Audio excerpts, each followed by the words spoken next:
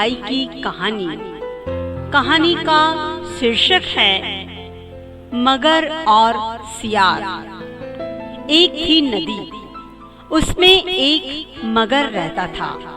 एक बार गर्मियों में नदी का पानी बिल्कुल सूख गया।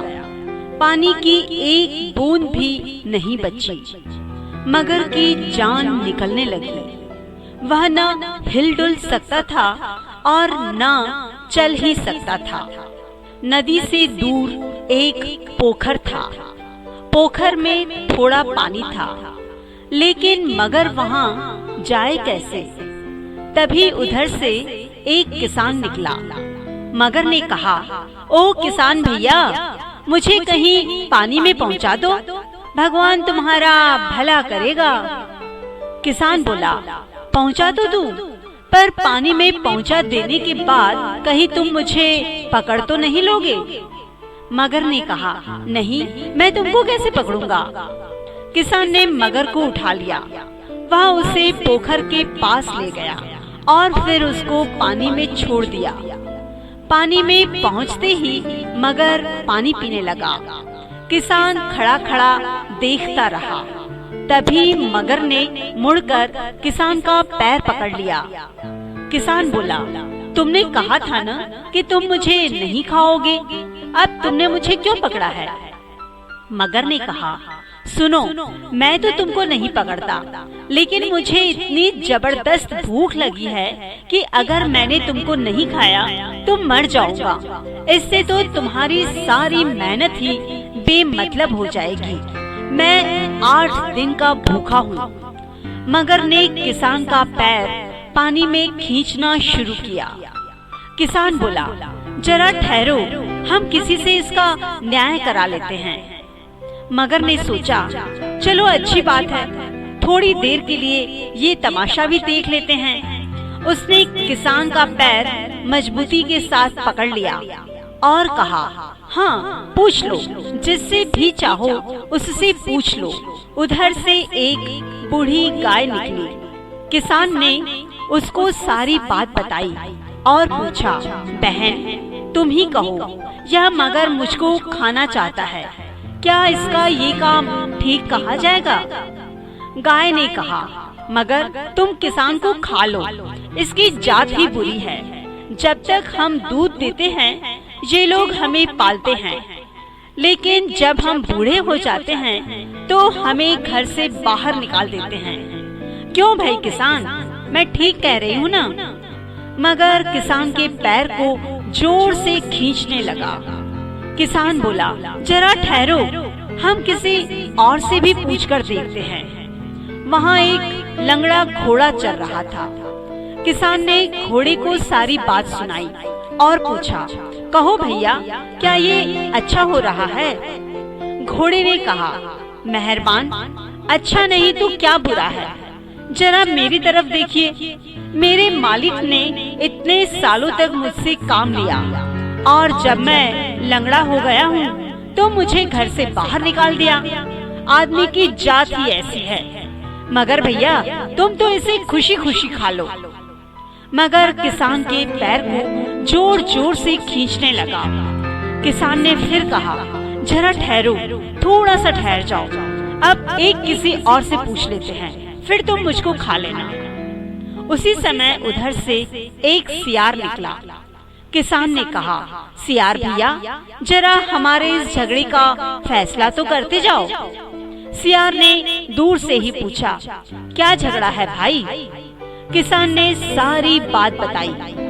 सियार फौरन समझ गया कि मगर किसान को खा जाना चाहता है। सियार ने पूछा, तो किसान भैया, तुम वहाँ उस सूखी जगह में पड़े थे? मगर बोला, नहीं, वहाँ तो मैं पड़ा था। सियार ने कहा, समझा, तुम पड़े थे तो मैं तो ठीक से समझ नहीं पाया था। अच्छा, तो फिर से बताओ, फिर क्या हुआ? किसान ने बात आगे बढ़ाई। सियार बोला, भैया क्या करूं, मेरी अकल ही काम नहीं कर रही है, मैं कुछ समझ ही नहीं पा रहा हूँ। सारी बात एक बार फिर से मुझे अच्छी तरह से समझा कर बताओ कि आगे क्या हुआ। मगर चिढ़ गया और चिढ़कर बोला, सुनो, मैं कहता हूँ, ये देखो, मैं वहाँ पड़ा था।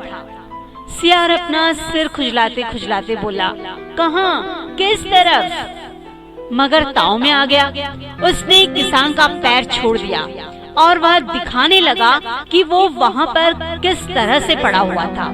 सियार ने फौरन ही किसान को इशारा किया कि भाग जाओ यहाँ से, और किसान भाग गया। सियार भी भाग गया।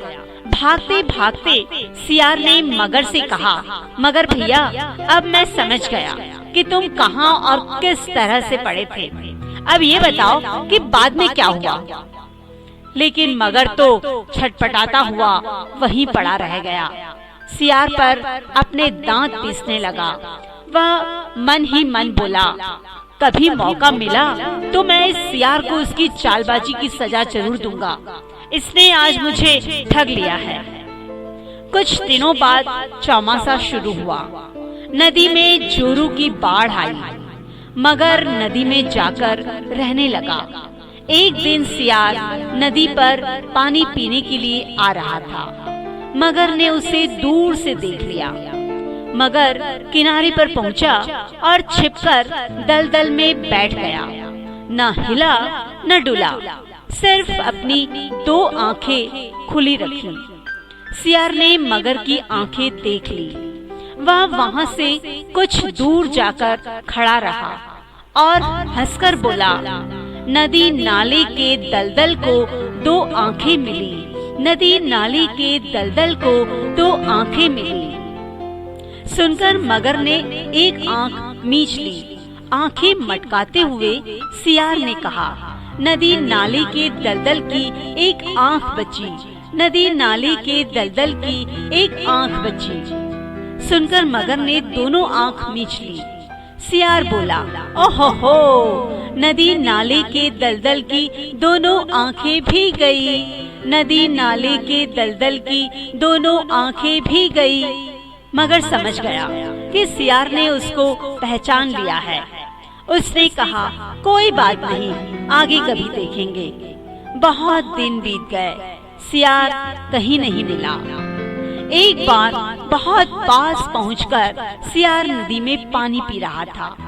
तभी सपाटे के साथ मगर उसके पास पहुंचा और उसने सियार की टांग पकड़ ली। सियार ने सोचा, अब तो मैं बेमौत मारा जाऊंगा। इस मगर के शिकंजे में अच्छी तरह से फंस गया हूँ। लेकिन वो जरा भी घबराया नहीं। उल्टे जोर से ठहाका मारकर हंस पड़ा और बोला, अरे भैया, मेरे पैर पकड़ो ना। पुल का ये खंभा किस लिए पकड़ लिया है? मेरा पैर तो ये रहा। मगर ने महसूस किया कि सचमुच उससे बहुत बड़ी भूल हो गई है। उसने फौरन ही सियार का पैर छोड़ दिया और खंभे को कचकचाकर पकड़ लिया। पैर छूटते ही सियार भागा। भागते भागते सियार ने कहा, मगर भैया, वह मेरा पैर नहीं है, वह तो खंभा है।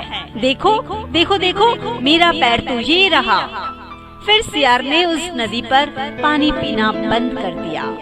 मगर ने बहुत राह देखी, बहुत इंतजार किया, दिन रात पहरा दिया, पर सियार नदी पर क्यों आने लगा? अब वो वहाँ किस लिए जाए? नदी किनारे एक अमराई थी। वहाँ सियार अपने साथियों को लेकर रोज आम खाने पहुँचता था। मगर ने सोचा कि अब मैं अमराई में जाकर छिप जाता हूँ। एक दिन वह डाल पर पके आमों के बड़े से ढेर में छिपकर बैठ गया। सियार को आता देखकर उसने अपनी दोनों आंखें खुली रखी।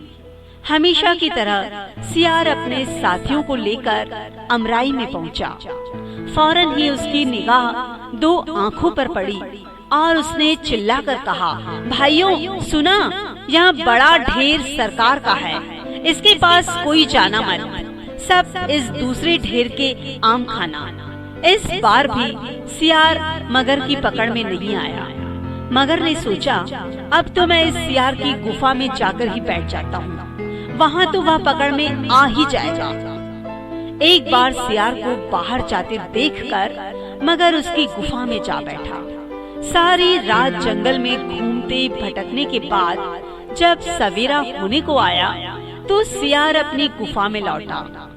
गुफा में घुसते ही उसने वहाँ मगर की 2 आंखें देखी। सियार ने कहा, वाह वाह, आज तो मेरे घर में 2-2 दिए जल रहे हैं।